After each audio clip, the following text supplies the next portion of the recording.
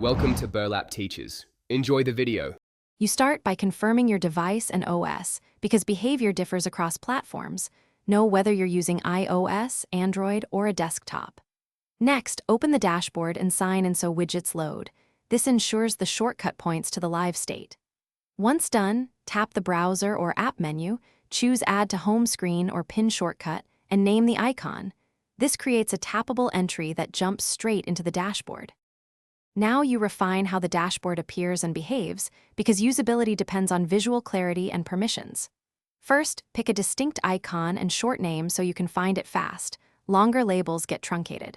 Then adjust widget size or layout, select compact for minimal info, medium for key metrics, or large for full panels, so your home screen balances info density and space.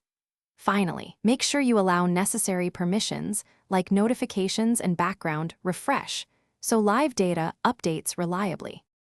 Finish by positioning the new dashboard icon where you habitually start tasks. Proximity speeds workflow. Tap it several times to confirm live data, and then export settings or save a backup bookmark so you can restore the exact layout later. If something goes wrong, like the shortcut opens a stale page, clear the browser or app cache, sign out and back in, then recreate the shortcut. Also make sure network connectivity and app updates.